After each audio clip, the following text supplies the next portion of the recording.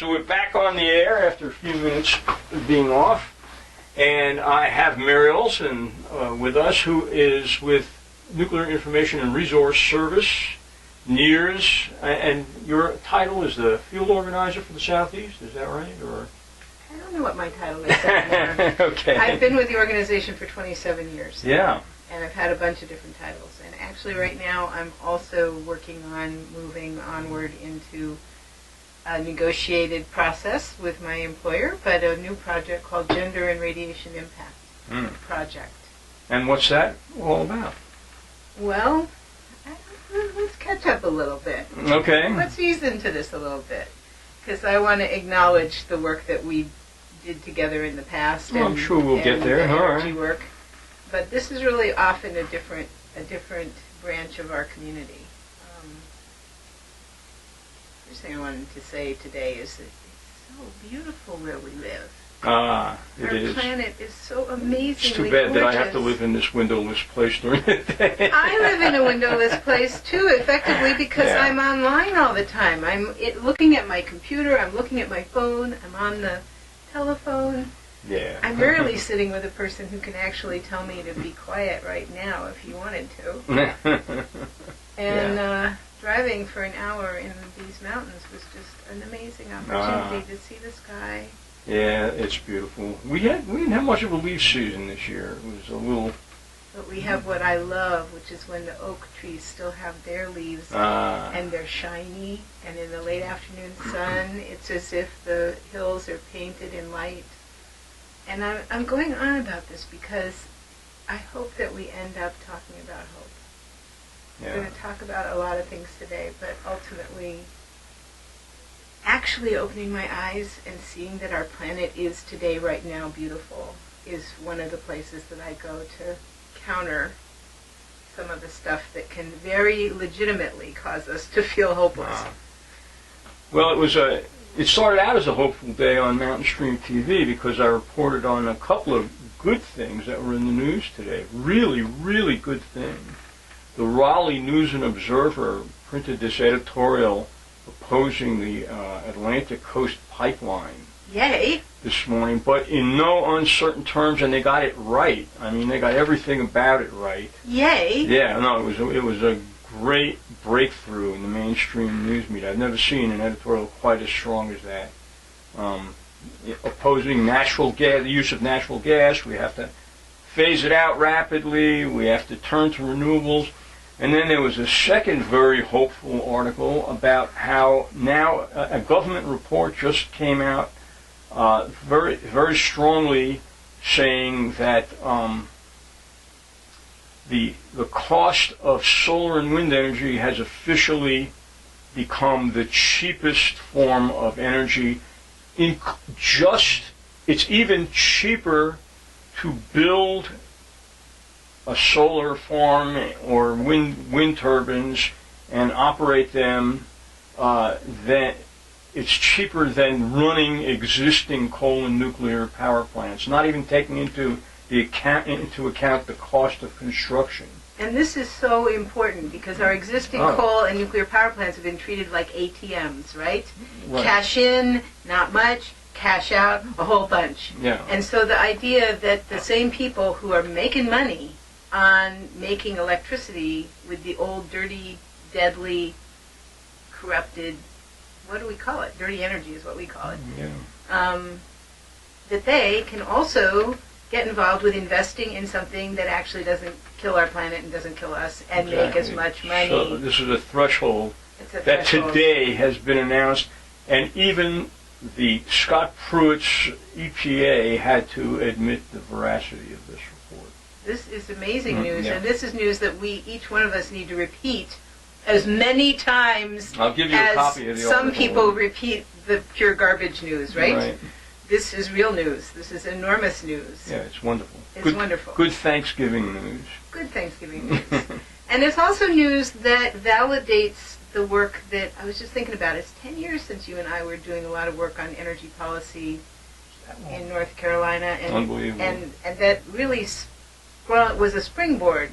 What we were doing in the Southeast was a springboard for work that's been, in the last 10 years, done nationwide to elevate wind, solar, efficiency, and I said that in the wrong order, efficiency, wind, solar, elevate those as a unified statement and let the archaic, just absolutely, outdated modes of energy production fall away.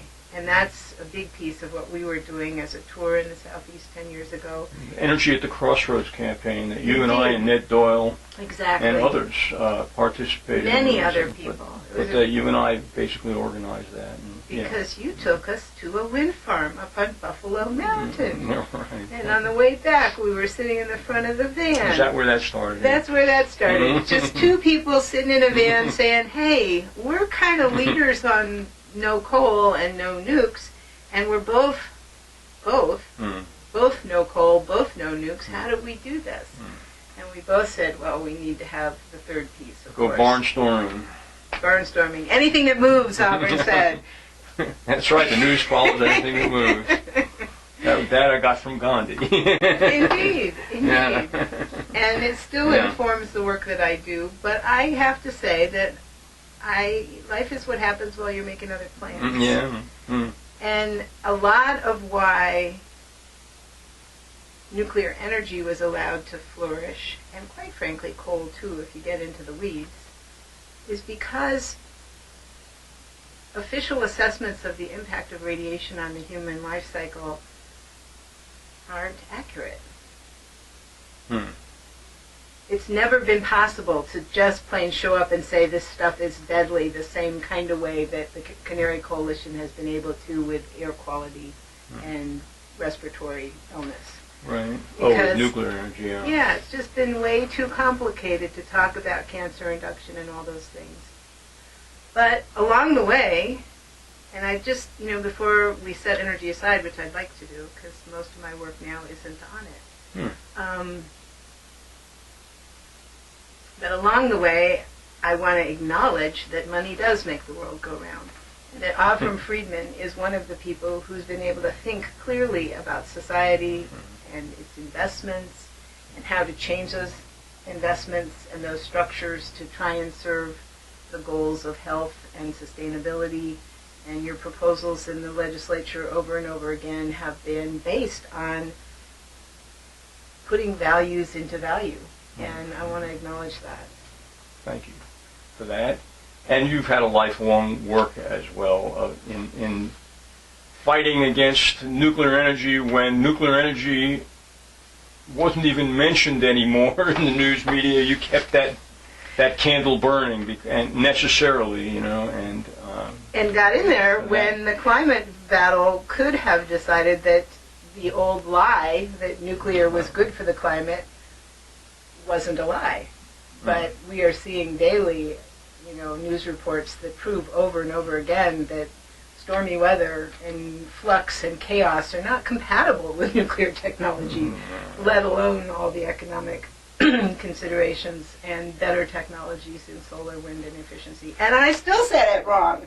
It has to be efficiency first. We have to say that word first. We don't get to say solar first. And I'm making that arm gesture to be emphatic about it, because when we use what's wasted, it's free, right?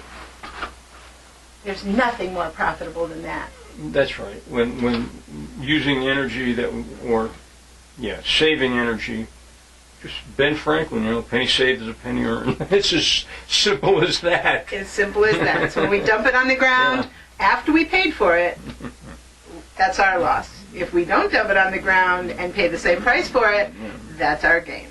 So I'm going to just say let's leave that, because somewhere after we stopped hanging out as much together, I gave a talk. And after the talk, this would have been like circa 2009 or so, a woman raised her hand. And she asked me a question that I had never heard before. And other people have been talking about this, but it hadn't come to me across my desk. She asked me, is radiation more harmful to her as a woman than to a man? And I sat at the knees of some of the truly great researchers, independent, non-government researchers on radiation of the 20th century. And gender had never been brought up. And Not even by Helen Caldicott. Well, pregnancy So I went immediately to pregnancy.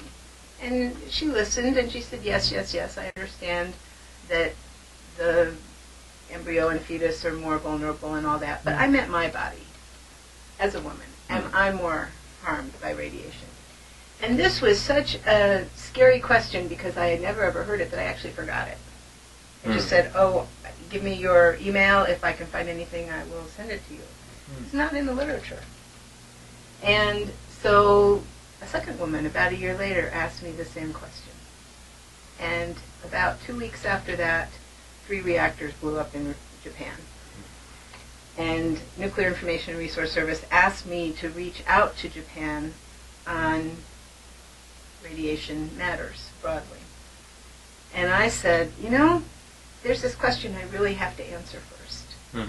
And I went to my mentor. At that time, I was working directly with Rosalie Bertell in the last year of her life, last couple of years of her life, but that was towards when she left due to cancer. And I asked her, I said, Rosalie, I've never heard anything about this. And she actually directed me to the data sets that had been published by the National Academy of Science and told me to go look at them. Well, it turns out other people had looked at them before me, but as I say, I never got the memo. I didn't have anything to refer to when 2 women asked me that question. And this is a detail in the world of nuclear, except for the fact that it became news in another community. And that community was the people who were seeking to ban nuclear weapons. And the reason it became news is because the difference between genders is actually quite large. If you look at the survivors of Hiroshima and Nagasaki, which is horrific to do, but they are a data set, and we do look at them. The people who were little girls compared to people who were little boys in 1945 when our government dropped atomic bombs on their cities full of people. And then look at what happened over 60 years, which is what was published by the National Academy of Science that Rosalie directed me to. Little girls in that picture over their lifetimes got twice as much cancer as the little boys. And in biological... Any particular kind of cancer? All across the boards. There are clearly cancers that women get that men don't, like uterine cancer, cancers men get that women don't, but this is across the board, so all cancers, and we can go into the details of this cancer versus that cancer, but roughly if you just look at cancer incidence, it's a doubling, which in biological research is like stop the music. Then, one more piece, I've known all along, since I started looking at radiation, that our regulators only look at men, adult men, military men. They're defined as a reference man, a certain height, a certain weight, a certain lifestyle, Caucasian by definition, Northern Hemisphere weather, because they need a specific body equation in which to assess a radiation exposure. That's how radiation is assessed, is by its impact on a body. And they don't use just any body, they use a male body who is like the soldiers that they sent in during the first tests and who were workers at all the atomic facilities. And they do this to today. The entire general public radiation standards are based on the adult male body, who's between 25 and 30 years old, weighs 154 pounds, is 5 foot 10 inches tall, and that is who is the basis of not only radiation regulation, radiation assessment in terms of an event happens, who do they assess it on? They assess it on the reference man, and even the units of radiation are defined by the impact on the reference man. So it's very important that we take what I just said about a doubling and compare little girls to the adult males in Hiroshima and Nagasaki who are the underpinning for the reference man. And Avram, it's 10 times. 10 times? 10 times. I thought you said twice, double. Little boys to little girls. But if you compare the little girls to this reference man point on the graph, people who were exposed as young girls got 10 times more cancer over their lifetimes. We're not talking about little girl cancer. We're talking about over 60 years of cancer incidents being counted. Of course, the nature of radiation poisoning, if you will, is that you may not get cancer until 20 years after you were exposed to it, or more than that. Which is why as much as I regret that we ever used these bombs, that our government ever dropped them on civilian people, I think it's unconscionable. I actually feel personally, every time I speak in public, that I must even apologize as one person that ever happened. And at the same time, it's a single event that affected 150,000 people at the same, well, it's two events. August 6th was Hiroshima, August 9th was Nagasaki.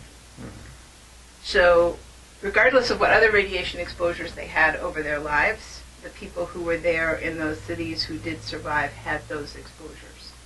And they have been tracked as case-controlled people because of an experiment that was set up by our government and then pursued with the Japanese government to be the lifespan study. So now we have 60 years of data of what happened to those people across their lives. Some people stopped participating, but the Japanese government has maintained records including cancer incidents and cancer deaths. And the Hibakusha are tracked. And so we have 60 years of data on this group. And we can say that the age cohort who were little girls got 10 times more cancer than the age cohort who were men, adjusted for, lifespan and all that. And this is really big. This isn't little. This is misattribution of disease in our society daily because we contaminated all of North America with our weapons tests. We know that Chernobyl went worldwide. We know that Fukushima has gone worldwide. We have not appropriately gauged the impact of medical diagnosis or treatment because all of it is based on an adult male who is 5'10" tall and weighs 154 pounds, is Caucasian, and has every time you take an lifestyle. airplane, Every time you take your lifetime. Radiation. Airplane, yes. Yeah. And families, I'm not trying to fault anybody nor scare anybody because these are relatively small incremental risks. But families do live now spread out, and little children are regularly taken on the plane in a way that 100 years ago, wasn't possible, and even 30 years ago was less typical. So this is information that I think everybody needs. Parents need, spouses need, brothers and sisters need, grandparents need. And again, for some reason the corporate news media just doesn't cover that news, doesn't they? Well, I'm kind of stuck because there's two of us who did this analysis, and there's two other people who went back over our analyses, plus the other one was Dr. Arjun Makajani, and he had a whole team. And then there's EPA. But it turns out that EPA treats the age cohorts as subpopulations. They don't understand that we cannot have a reference man without a little girl. Mm-hmm. I have had the direct conversations with the EPA experts who were writing radiation standards, assuming that girls from birth to age 5 were a subpopulation. Why does the EPA do it rather than the NRC? Well, the EPA sets the national, targets for what the then licenses that the NRC grants. The NRC licenses are supposed to fulfill the standards that EPA sets as the goal. Okay. I don't know how they go from 25 millirems, that's the goal for the general population, to 25 for each license, except for I think they kind of figure that, there's a lot of people living near each license who don't ever get the full exposure that they're allowed to get or something. I don't know. But it already doesn't match up. And in any case, all of it, every last bit of it, except for one thing that they wrote after I caught him. I don't mean to say I caught him bad. I just said, hey, little girls in Chicago, little girls in Charlotte, little girls in Moscow, those are subpopulations. But little girls are actually part of our life cycle. Right. And you cannot treat them as subpopulations. And the meeting where that exchange occurred, the guy on the other end spent 4 minutes of silence. I was on a phone bridge, and he was in a room with some of my colleagues at a public meeting on changing radiation standards, and he's the EPA guy who does the standard writing. and he was taking the questions. And I said what I just said to you, and he sat there. I clocked it because I wasn't going to rescue him. I was not going to take him off the hook. Mm-hmm. 4 minutes of Wow. silence. Wow. And then he finally, and according to my friends, he was sweating at the time, finally said, "You are correct." And the next thing EPA published actually has, for the first time ever in anything that I'm aware of globally, an age step. They did not go for gender. It's okay. But they did go for a reduction in what would be acceptable in contaminated drinking water for children. It's still way too high, but it's about halfway to where they should be. Fact is, there's no safe limit, right? I mean, Exactly. But this is like post-Fukushima, post-Chernobyl, whether you stop people from drinking water or not. right. It's called the Protective Action Card. Gotta drink water. Yeah, gotta drink water. So, but for the first time ever, they actually said, under 15. But this all comes out of a single woman asking a single question. And Something you've done more than once, I know. Really. but that was 2011 when I got those answers, started reaching out to Japan, took the information to a whole bunch of meetings that were happening post-Fukushima together in Washington, D.C. I managed to hit, and I say hit, that's wrong word. I managed to participate in the public comment section of meetings of the National Academy of Science, the Nuclear Regulatory Commission, the EPA, the International Committee for Radiological Protection, and the DOE. All in 1 week, because they were all meeting because the International Committee for Radiological Protection was in D.C., so they had all these other meetings coinciding with it. So I just went to all of them and presented the 2-minute version of my findings. Not that they listened at that point, but at least I reached out to them. And EPA acted like they already knew it, but it took another 6 years to find out they thought they knew it, but a subpopulation is not knowing it. It truly is the future of our species to get this right. Mm-hmm. So we've known this. Many of us have known that nuclear energy and nuclear weapons were existential questions. But we've had to stand back. We've had to say, okay, it's all about the money and not press the health issues because it has been so elaborately cloaked in this incorrect analysis, which is that there is a single representative human being, and he is 25 years old, and he is, the reference man. So, no, there is not. And so thoroughly is there not that we have a long list of reasons why even this data from Hiroshima and Nagasaki doesn't apply today. Because, for instance, none of those people had probably had a medical x-ray or dental x-ray. None of them had had nuclear fallout from over 2,000 nuclear weapons being tested. None of them had had fallout from a major reactor accident.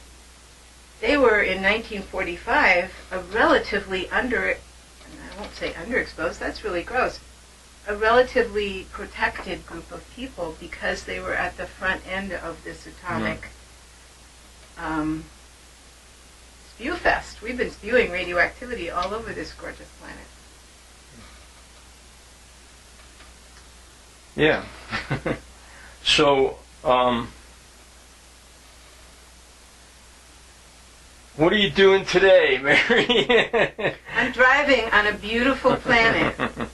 Yeah. A planet that is still beautiful and still alive. And talking with you about some of the things that are, quite frankly, very hard to face. And I'm going to take us to some hope in a minute, but I have to share with you that I am still crying, literally crying, about another planet and our nuclear spewing.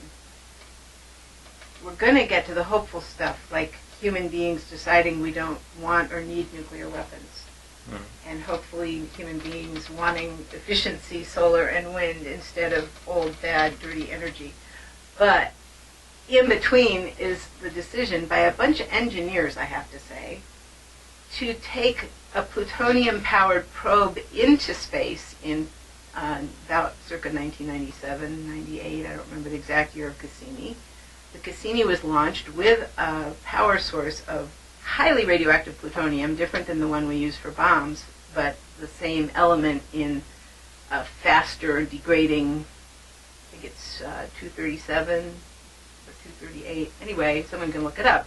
The power source for Cassini was a plutonium battery. And what happened this fall was an evolutionary event. I can't think of a bigger one that our species has done. When we decided to crash Cassini. And into Jupiter. Saturn. Saturn. Okay. Into Saturn. Okay. And it's been styled as, oh, but we preserved Europa. It might have run into Europa, so Europa might have life. We might go to Europa to live, so it's really good that we chose Saturn. But, Avram, this is an evolutionary boundary line. We've gone to Mars with our little rover, and we've gone to the moon, and we sent things out distances, and we have big telescopes. But we've never turned another planet into a nuclear dump before. And I'm just deeply, deeply offended, grieving. It's a huge thing that somebody didn't even hold a hearing or a public comment period or any discussion. Again, our government just acting like we are supreme. We can just go dump Cassini into Saturn with no reflection of it being a species-level event. It's even bigger than a species-level event. I think it's a, in that true sense, cosmic event.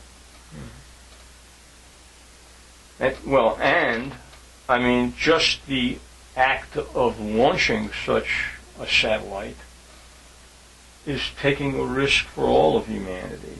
Exactly.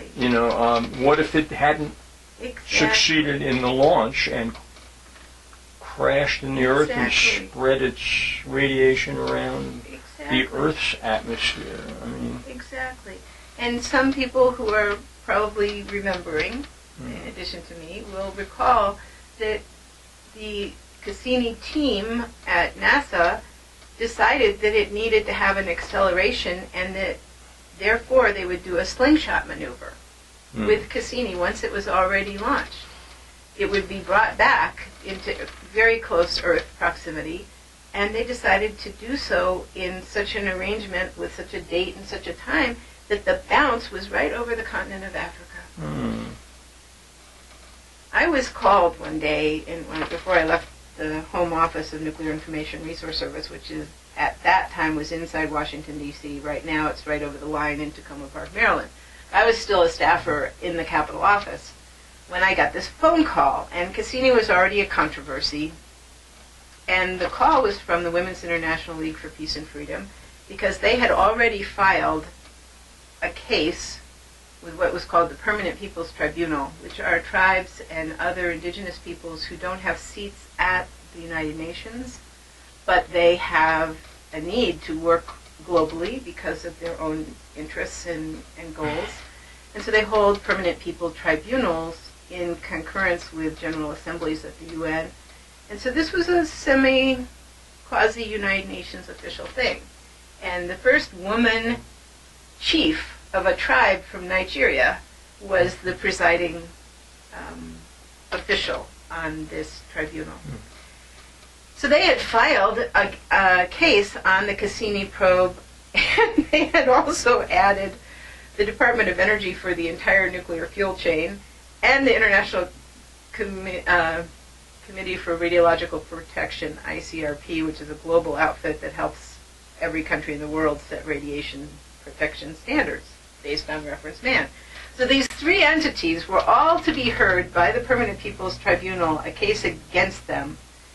And conveniently, WILPF having filed this, nobody was going to be around, and they were calling NIRS to see if anyone at NIRS could do this for them. And of course this is absurd, because I was going to have 10 minutes, right? But I couldn't say no. I could not say no to going and speaking to the first woman chief.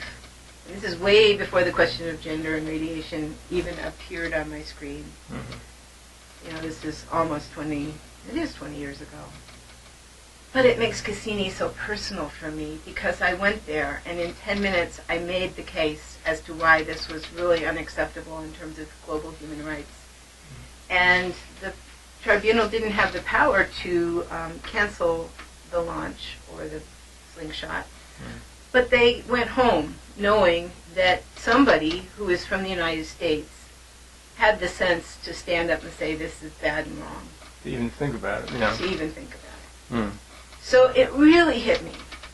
It really hit me when somebody, I didn't even hear the discussion, I only heard about it after the fact that we had disposed of Cassini by crashing it. So that was 2 weeks after one of the other really big things of our lifetime. And that really big thing was the United Nations beginning the process of adopting a treaty to say we don't need nuclear weapons, which is where all of these stories go back, is to the decision to split atoms. And it's now only 10 days until the University of Chicago will be celebrating 75 years since the first fission self-sustaining chain reaction, which happened at the University of Chicago in 1942. Celebrating, huh? Yes, celebrating. I was there in October where other faculty had a session on Fukushima and the devastation that has occurred from the splitting of atoms in Japan. So it's not the only voice, but there are definitely people at the University of Chicago who are very proud of the fission reaction that happened there. But I think my point is that it's only 75 years. Yeah. All of it, everything we've been talking about, roots itself in the last 75 years.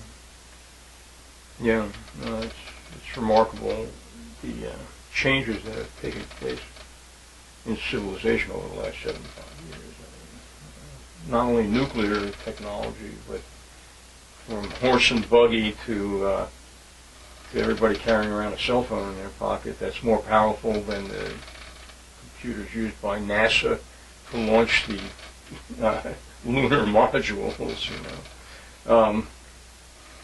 Yeah.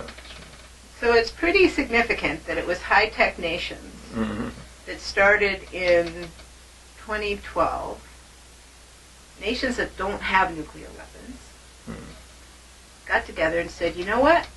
We don't have them and we don't want them. And furthermore, life on this planet is protected by humanitarian law, not military law. And a process began to take the precedent set by the most successful treaty in the history of treaties, which is the Landmine Treaty. I mean, I'm sure some people Has know the United States ever joined that? No. Yeah. But it doesn't stop it from being a highly effective treaty. Just because we didn't sign it doesn't make any difference at all, because right now there are 2 tiny nations and the United States that didn't sign, which means nobody's buying landmines. There's international law to sanction anybody who uses landmines, and if the United States does go to war and wants to plant landmines, since we didn't sign the treaty, the only place we can plant them is here in the United States. And those, I should be able to name which 2 tiny nations are also... No landmines are being used in the Iraq, Syrian... well, you know, there's a difficulty, because now they call them IEDs. Where ISIS was, yeah. Now they call them IEDs, but the difference is an important one. They're not buried. An IED is not buried. Landmines were taken by an offensive force and a defensive force and created areas that you just knew that if you went in there you were going to step on one and it was going to trigger. And long after those conflicts, people are still dying from the Korean War, the Vietnam War, the Second World War, because of ordnance that was never recovered, because it's buried, it's invisible. And so I'm not in favor of IEDs. Lord knows I don't like any kind of war. But there's a fundamental difference. You can go out and find an IED. Okay. And with specialized equipment and very brave people and dogs, you can go out and find landmines. And that's happening worldwide now that there is a prohibition on them. You can go to 10,000 villages and buy jewelry made from metal that used to be a landmine.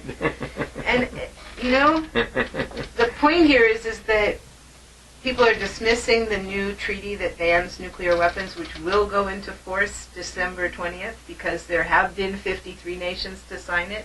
It requires 50 nations for a new treaty to go into force. 53 signed on September 20th, which was the United day. Nations treaty? It is a United Nations treaty with international law and the ability to enforce it behind it. The WMDs that are now illegal in the world include already biological and chemical, and as of December 20th, nuclear as well. And this is a huge, huge, huge How event. come everybody doesn't know about that? Because the United States media and the United States government is acting just like they did with the landmines, as if we don't sign it, it doesn't matter. Doesn't exist, yeah. It doesn't matter. It doesn't exist. And, you know, that's okay. Because the countries that have signed it include, as I say, some pretty darn high-tech places on the planet. Countries like Ireland and Austria and Norway and Mexico. Brazil, Argentina. They're not little, you know, some of the climate things, people look and they go, oh, but they were just the island nations. Well, happily that's changed with climate. Hopefully it will continue to change with this nuclear treaty, because this is just the first few months of it. And that's why we're having a party.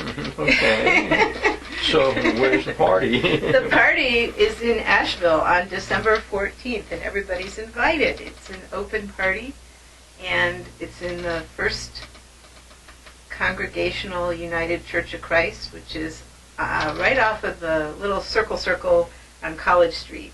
And some people think that's woodfin, but if you look it up, it's actually oak, and then it bends around and becomes woodfin. Okay. And so it's a big church that has a huge that's hall where in the Helen basement. Caldecott spoke, yes. That's where Helen Caldecott spoke. Yes. And it has a big room in the basement So- called Friendship Hall. Block off College Street, right. Block off College, right? Right. And at 5, the bank parking lot and the real estate parking lot become available, and the meters go off at 6.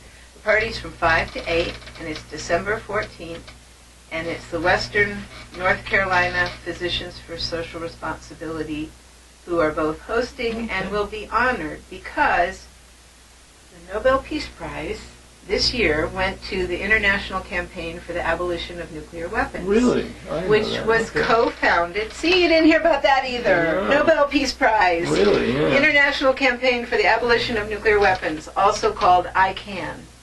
And ICAN is the civil society side of the work for the treaty. This, in the official name of the treaty, we call it the Nuclear Ban Treaty, but the official name is the Convention on the Prohibition of Nuclear Weapons. And it is signed by 53 nations and will go into effect December 20th. Wow. And we'll go back to the treaty in a second. But the party is because we, here in Western North Carolina, have a chapter, 30 years old at least, Physicians for Social of Physicians for Social yeah. Responsibility.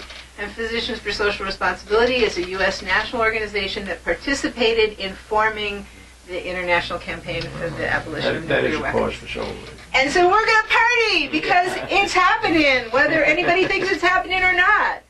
And I am really, really clear that we don't need to get stuck in the mistakes. We don't need to get stuck in blame. We don't need to get stuck in what has gone wrong.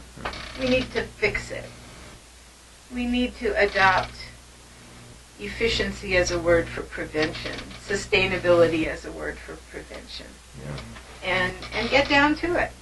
And that's coming back to me why I want to spend the next 10 years helping the medical profession to understand this as a question and an answer, that there is a gender factor in radiation harm.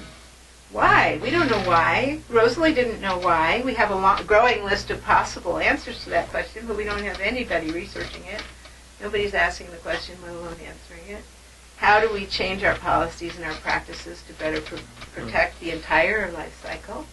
If we protect, I'm not even talking about pre-birth in my numbers, so if we protect infant to 5-year-old females, if we protect that group, we protect everybody else better. Why not? It's not a sacrifice of protection, it's an extension of it. I just had my son on last Thursday. He's working. I don't know if you know my son, Zev. I knew him years ago, but I Years haven't ago, talked to him recently. Well, he's become a big organizer in his own right now around the permaculture community, and one of the things he's working on right now is creating a mutual aid society in western North Carolina. Wonderful. Are you familiar with the concept of mutual aid societies? It's not a new concept. It's something that goes back thousands of years, actually. It's basically, I've got this and I need that, you've got that, and someone else needs that, and they've got what I need that's this? Well, Is it and that? beyond that, it's also using our collective wealth and resources to do things like create a mutual health insurance system, a mutual bank that can lend out microloans for starting small businesses. So I have a suggested name for it. It's a Wonderful Life. Right. That was Hollywood's little homage to this I, concept in one dimension. but the discussion we got into was very interesting because what was sort of working toward in our mentality and in our consciousness is that if the earth itself is a living being, and all evidence points to that, that the earth is a living being with consciousness and that seeks to survive, then, and all living beings, including human beings, are product of the earth. Are the living earth. We are the living earth. We are part of it. We're part of it, and we came from it. We evolved from the earth. Nothing else. Nothing. Well,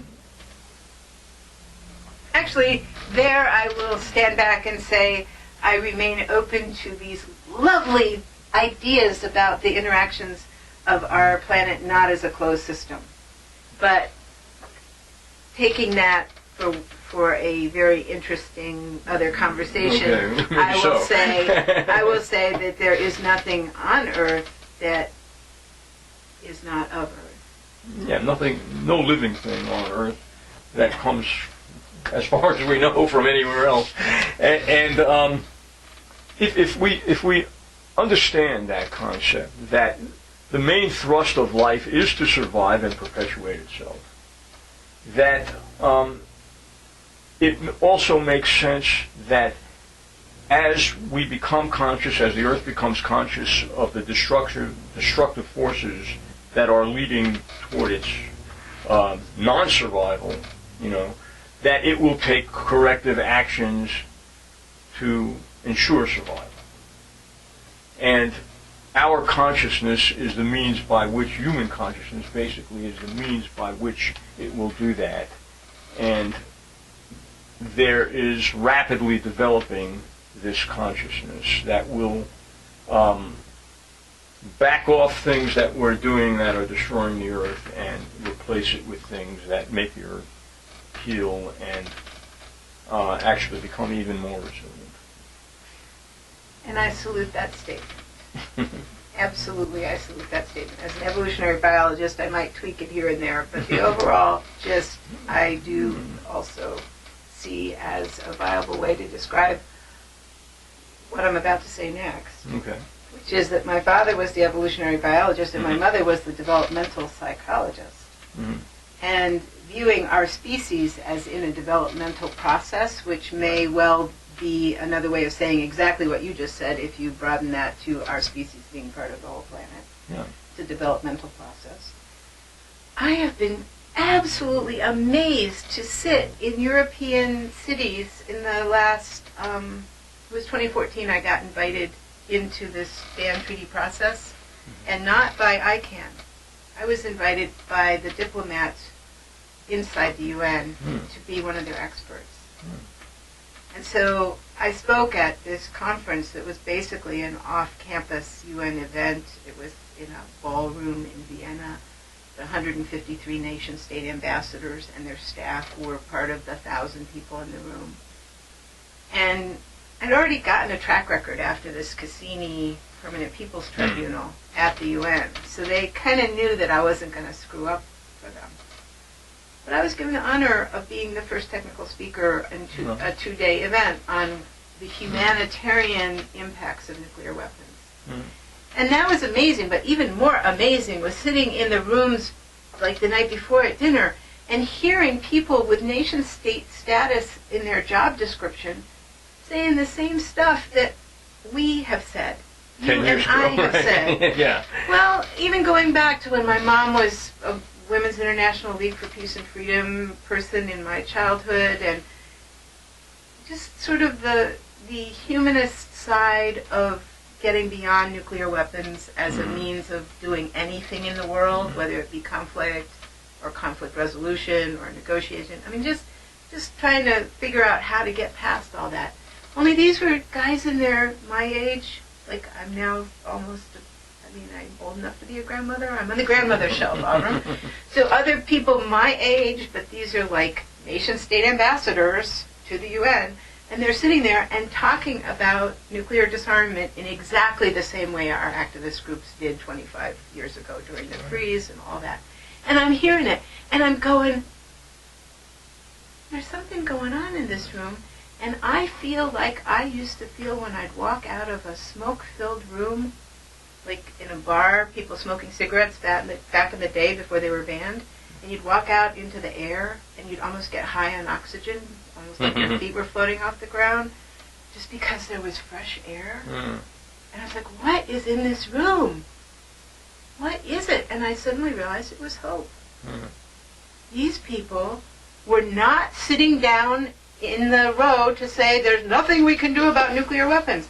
They were actually standing up and taking one foot in front of the next and deciding to follow the precedent set by the landmines, which says this is not a military question anymore. This is a humanitarian question. What if we ruin that entire living being that we are part of? Is that a military question? It's beyond a military question. It's an existential question. It's an existential humanitarian question. Because it's humanitarian law where our rights as individuals, our rights as nations are guaranteed. And so as we as a species start to engage with each other about a hopeful future, the conversation immediately went to, let's start nuclear-free zones. Remember in the 70s we used to kind of think it was way cool that New Zealand was a nuclear-free zone? Right. And now they're all over the place, right? Well, actually they've never been anywhere. They've never been legal. And this treaty actually gives legal authority to a nation to say we are nuclear-free or we want to become nuclear-free. We've had cities that have claimed themselves to be nuclear-free zones. They had no legal authority. No legal authority, but... Yeah, so the spirit's been there. But this Convention on the Prohibition of Nuclear Weapons gives nations the right under international law to proclaim themselves nuclear-free or in the process of becoming nuclear-free. Well, that is hopeful. With very specific steps. Their lands and their waters. I think they gave up on air because, the satellites and everything. But lands and waters. 53 nations. Only the Vatican and two other, and I don't remember which two other countries have actually ratified. First you sign, then you go home and you get everybody in order, and because the Vatican's so hierarchical, when Pope Francis says we ratify, pretty much everybody says, okay, we ratify. But he's been one of the leaders on this. So, and there's also similar hope on the issue of climate change, and the world coming together and gaining that consciousness. And maybe that's the hope for banning nuclear weapons, is when we realize that, hey, we're on one boat, and if this boat sinks, we all go, So what's the purpose of having nuclear weapons, if we have to work together to solve the climate crisis, Exactly, and doesn't the climate crisis make nuclear war ever more possible and probable because people are going to be fighting over resources unless we say efficiency first, sustainability first, prevention first.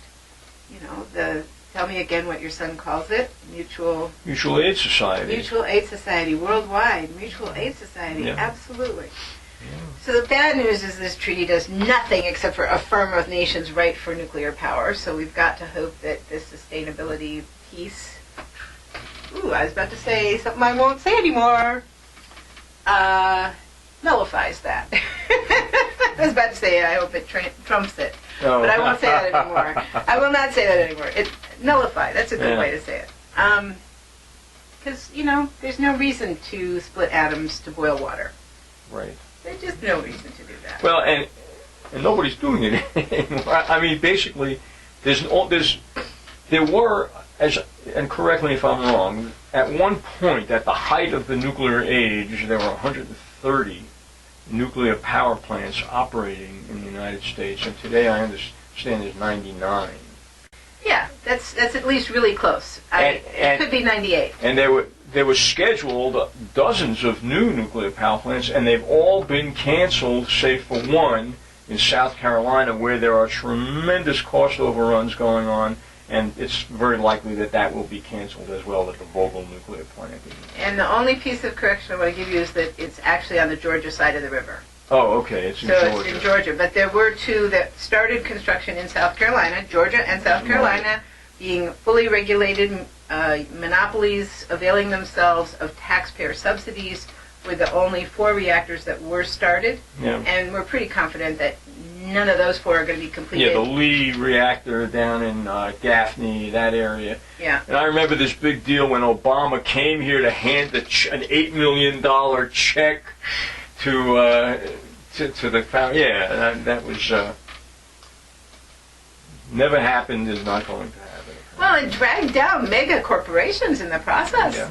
I mean, there were over 35 new reactor proposals that came in between 2005 and, say, about 2012, 13, in that range. 35 proposals.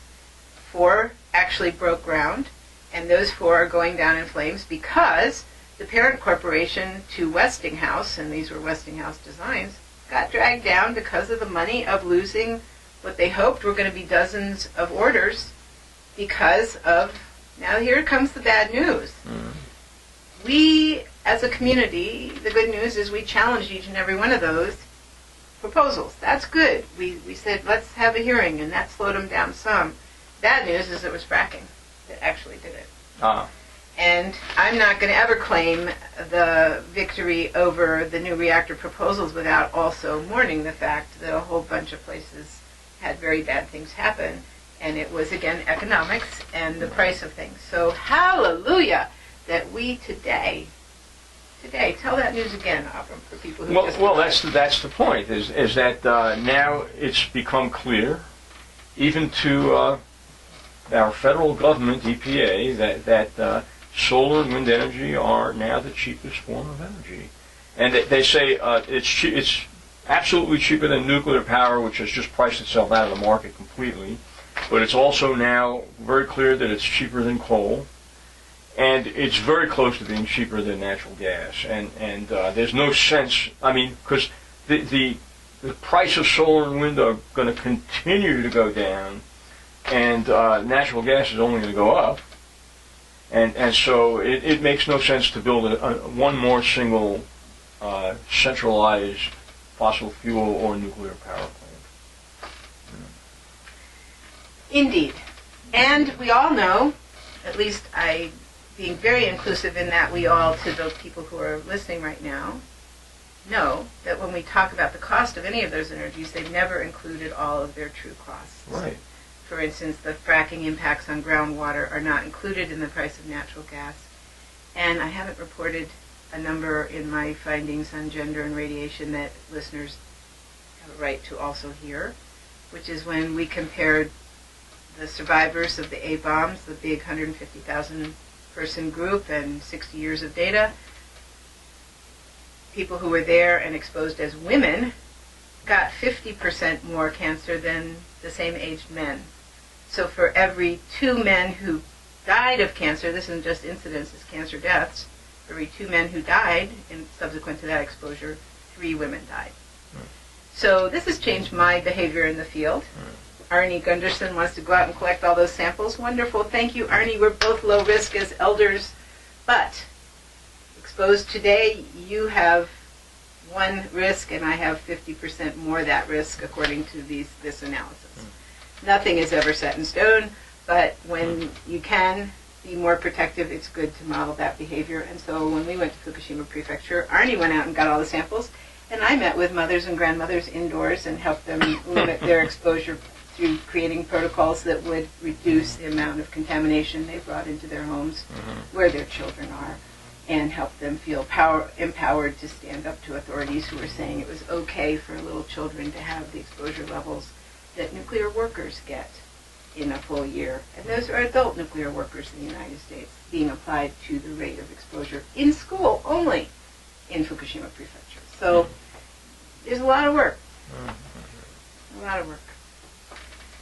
And it's time. It's time. It's time to let that process of protecting the future generations, which is what you're saying when you talk about the Earth continuing to be alive. We're basically talking about a future that is sustainable. And Zev corrected me on the word, no longer using the word sustainable either. Oh, what does Zev use? Well, I don't remember the term. Viable? No, better than sustainable. Okay. Better than sustainable. Sustainable isn't enough because we don't want to sustain what we got. What we have, because we're going down, we're destroying the earth with our current sustainability.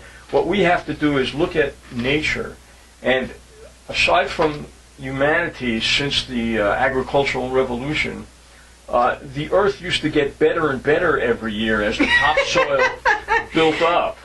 And so that's what we have to go for, is adding to the topsoil, adding to the not the sustainability, but the viability and the making the earth better for life with each generation. Are there nerds who watch this? Can I say a really nerdy thing? Yeah. Okay. So we talk about exposure standards as radiation protection. So taking it back to this very narrow discussion about this one thing, the way I say that is we need a negative coefficient of exposure. Yeah. We need every year to be lower and lower and lower. We need to be cleaning up, we need to be restoring, we need to be stopping fission altogether. There's no reason to fission anything ever again. We've got plenty of stuff to work with if we want to do treatments for diseases or whatever else we think we might want to do with that stuff. We've got an inventory to last for 1,000,000 years. So, negative coefficient of exposure, thank you very much, is cleaning up, it's protecting, and it's ending the splitting altogether. Because it's a weird activity. I mean, it's happened a teeny tiny bit in some uranium deposits, but it's not something that goes on in the cosmos. We invented it. And it's kind of one of those inventions we should just kind of check off and say, okay. That didn't work. That didn't work. Right. Yeah. We do have a lot of nuclear waste to deal with, unfortunately. But it's coal too, because digging up coal goes into the same seams in many places of the world where uranium is. And burning coal has splattered not only uranium, but its natural decay products, which includes radium, highly radioactive, thorium, highly radioactive. It spreads around radon. I mean, there is absolutely no word in which you can talk about radiation as only associated with nuclear and not coal, because it's probably almost the same level. It's just that nuclear concentrates it into this waste that then we have to figure out how to live with. And coal just kind of blasted it out of every facility. So that's true. Yeah. Not good. Happy we have sons and daughters and granddaughters and grandsons. And if we protect our granddaughters, we will protect so much more, because other life forms, my friend Tim Mousseau down at University of South Carolina, has spots near Chernobyl and Fukushima, and it's not only human beings that are affected by radiation. That's for sure. He'd love to look at gender, but I have to raise him the money first. Which is what I hope to do. I hope to get people who have a whole lot of money to want to invest in these questions, because they're vital. We need to get at them. It really is urgent. So is NIRS still operating in a viable organization? Oh, Nuclear Information and Resource Service is a fabulously wonderful organization. It's gone through a leadership transition. Tim Judson is the current executive director. We have a generation of younger, new staff, and Diane DeRico continues to be full-time on radioactive waste, as do I. But I have a memorandum of understanding with the organization that I am moving forward into Gender and Radiation Impact Project, which is online, just a little poster page as genderandradiation.org. And so that's what you're doing with NEARS. Well, it's got its own C3 being now. employed by NEARS. It's got its own C3, and the reason it's separate is because I really want to sit down with the medical community after I leave NEARS, without putting the conversation in the context of either energy or security weapons. I want to just go talk about radiation, because I think that's where we have to make the progress on this. If we had a Surgeon's General warning that labeled everything that had anything to do with radiation exposure with FYI, little girls are the most affected, make good decisions in relation to this. I mean, I don't know how to regulate it, but I think the right to know is enormous. 10 times more. We don't have women my age who were not exposed as children to the weapons test fallout. We were all in North America exposed, some more, some less. But that means that up to 10 times of the cancer that is in our population, in the gender that is female, is underreported as being caused by radiation. How old were we when we first went and got dental x-rays? At what point did any of us have a fluoroscope? I mean, CAT scans now. These exposures are being misattributed in terms of the harm that comes from them. And I think, I don't know how long we've been talking, and probably we're getting too nerdy, but there's a really important finding that comes from the University of North Carolina. Last year, Dr. David Richardson and a team of people, they were only looking at adults in nuclear worker populations, but they have a big enough data set that they can do good epidemiology with case control.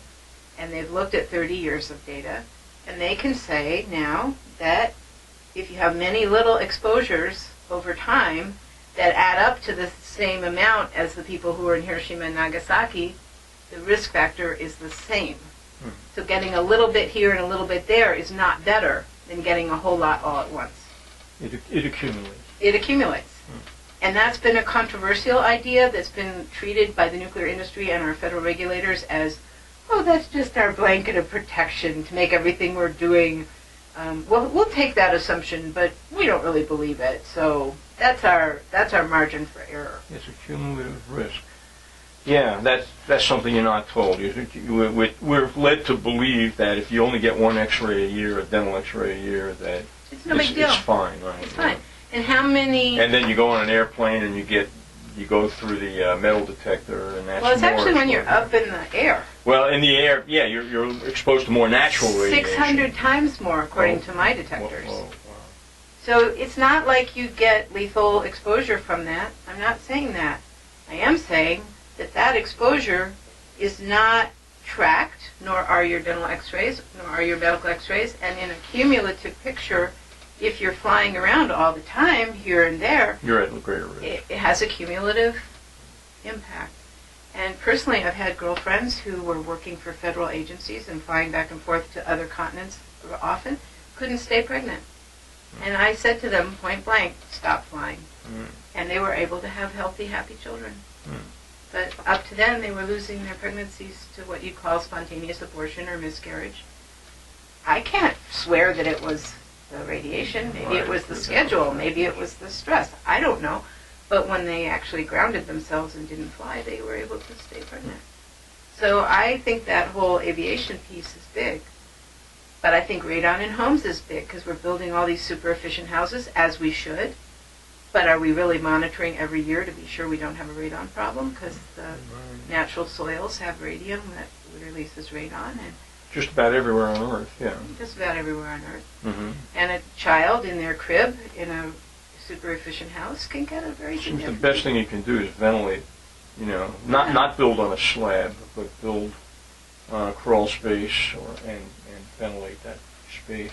And you can also get a radon test, and it costs, $20 or something to test, and do that once a year. But most people tend to do it once, if ever. If ever, right. And it's a big issue. You can get a lot of exposure. And in the mountains more so than other places. Yeah. And people who live at high altitude.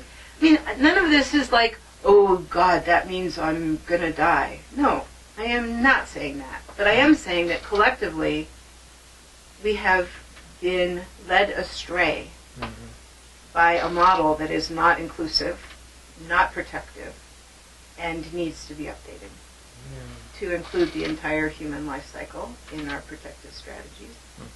And by doing that, we'll protect the rest of nature better, and hopefully we will act to protect that even better as we do things like stop making nuclear weapons, stop testing them. Incidentally, on Mountain Stream TV, we're allowed to get as nerdy as we want.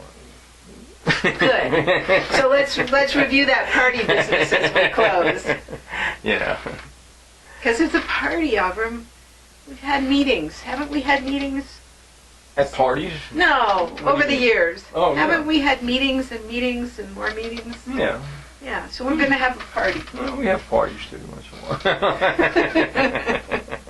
Yeah, no, it's worth it. It definitely, an important part of life is to enjoy it as much as you can. So this is a Thursday night, and Okay. it's Thursday, December 14th, which I think is 3 weeks from Thanksgiving. But I could be wrong. It's December 14th, I know that. Yeah. And it Well, is from... Thanksgiving is this Thursday, so yeah. It is. Yeah. you're So right, it is, that's 3 weeks. Yeah, 3 weeks. And it starts at 5, it ends at 8. People can drop by, they don't have to stay the whole where time. again? First Congregational Okay. United Church of Christ, which is just off College Street in downtown Asheville. It's on the same street as the Baptistry, the big baptistry dome. and YMCA. Right, Well, I was pausing because it's MCA. right. But that street has a church that is where this is. Downstairs in the hall, we're going to serve a dinner from 6 to 6:30. Mm-hmm. We are going to have a short program from 6:30 to 7 because we got the Nobel Peace Prize. Why shouldn't we talk about it? Is there a fee for coming to this party? We'll have a donation box out, Donation, but it's okay. very optional. Okay. And I'm hoping to get musicians to do some boogie music from 7 to 8. If there's musicians listening, contact Avram. He can send you to me. Or my email is maryo, M-A-R-Y-O, @nirs.org. Good. And Nuclear Information and Resource Service rocks. I am totally all about that organization continuing to do wonderful work. But after 27 years, I might be moving on one of these days. Okay. And That's all. and NIRS has a web page as well. It's nirs.org. .org. Okay. NIRS, Nuclear Information and Resource Service. All the branding people want us to change that name, but it says it all. And service really is what the organization is about. And we continue to hold up and celebrate Western North Carolina for not accepting a high-level nuclear waste dump at Sandy Mush. Yes. That whole battle continues, so, but not And here. not accepting a low-level radioactive waste dump in the Southeast Compact that we were Indeed. scheduled Indeed. to do. Yeah. So sometime I can come back and do an update on all that, because that's what I do, as my pay job still. But I really wanted to share about this treaty, and I really wanted to share about the prize. And I think Well, thank you for doing that. This has been great. And believe it or not, we have managed to speak for an hour and 15 minutes. Yeah, so we should stop. Well, not, But, yeah. I do want to just add this one thing. Mm. There are far greater impacts from a nuclear weapon than radiation. Mm-hmm. But it was the news about the disproportionate impact of radiation on girls and women that brought the 220 nations to agreeing that this treaty should go to the General Assembly. And those diplomats who invited me because of this work. And I'm bringing that up because we now have Congress members who actually held a hearing on whether our president, not whether our country should sign the treaty, but whether our president should have the authority to press that button unilaterally as a single individual. That's going on now. It's actually. going on now. Yeah. So I'm really hoping that people will understand that in that picture of our living Earth, being inclusive of the greater impacts to women and children is actually a very powerful idea. Well, thank you for the work that you're doing and have always done, or for a long time have done, and for proving how powerful an individual can be in the impact that she or he has on this planet. I think so often fed the belief and we're made to believe that we are powerless, and that's the biggest lie there is. It is the that biggest we face. lie We're there is. constantly made to feel like we are small and powerless and helpless, and it just ain't true, and you are the living proof of that. And hope, Avram, is a radical act. So may we be hopeful this season. Yeah.